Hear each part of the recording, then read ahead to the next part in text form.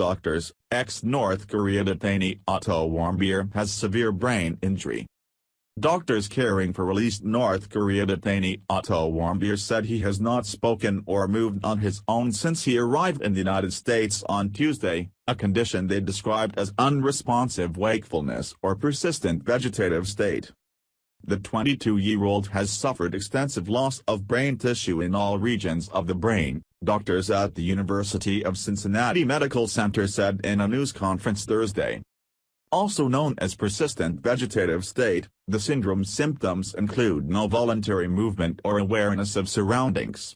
Warmbier opens his eyes and blinks spontaneously but shows no signs of understanding language or responding to verbal commands, said Dr. Daniel Kandir, professor of neurology and director of the Neurocritical Care Program. The news shed light on the Warmbier family's statement that their son suffered severe brain damage at some point in his 17 months of detention. His parents said they learned of their son's condition, what North Korea called a coma, only last week. Earlier Thursday, Fred Warmbier said he rejected the regime's explanation that his son fell into a coma after contracting botulism and taking a sleeping pill in March 2016 after his trial for trying to steal a political banner. The doctors said they had no information about the care he received in North Korea. Though they could not say with certainty what caused his injuries, they found no evidence to support their botulism claim. But an analysis of images from North Korea of Warmbier's brain data April 2016 suggests the injury occurred in the preceding weeks. We have no certifiable knowledge of the cause or circumstances of his neurological injuries, Kantor said.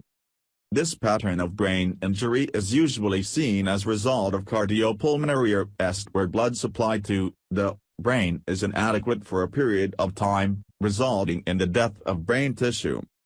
Conviction and release.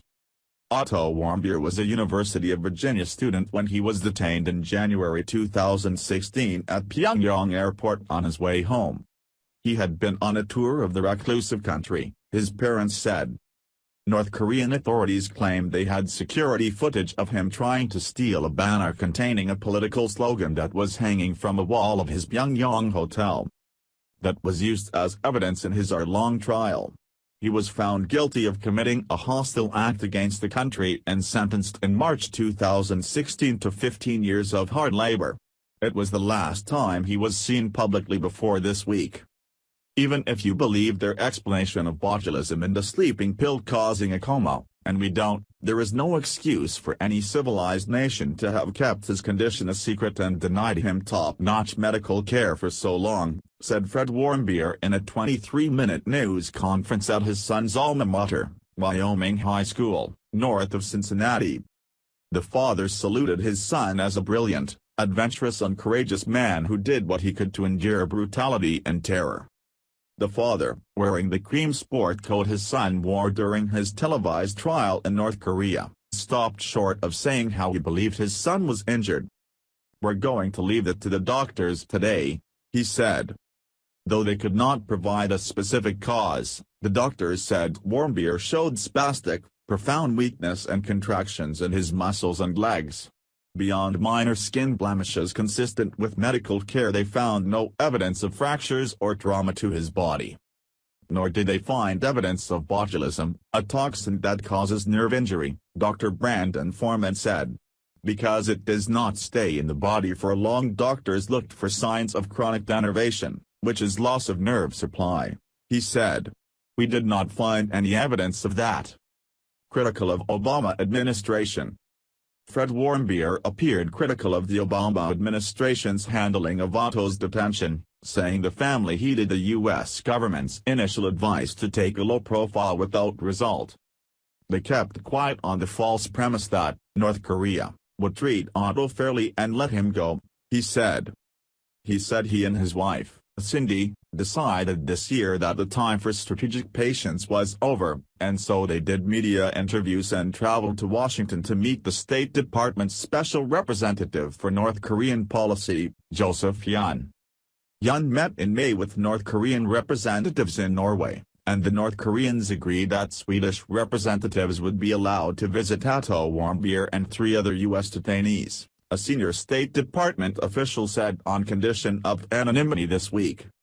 After the Swedes visited one detainee, North Korea representatives sought another meeting with Yun, and it was at that June 6 meeting in New York that North Korea's UN ambassador told Yun that Warmbier was in a coma, the official said.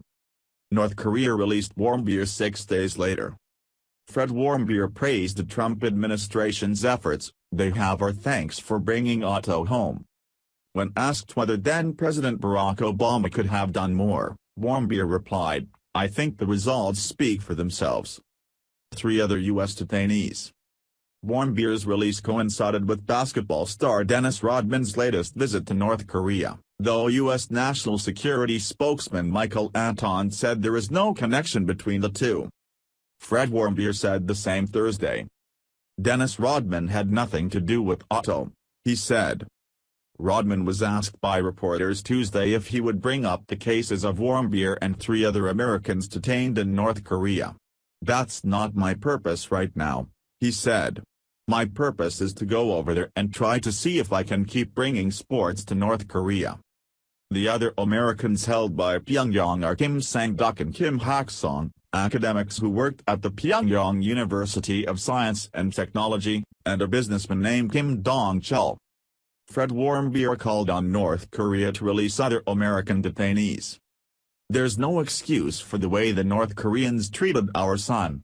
And no excuse for the way they've treated so many others," he said. "No other family should have to endure what the Warmbiers have." Thank you for listening.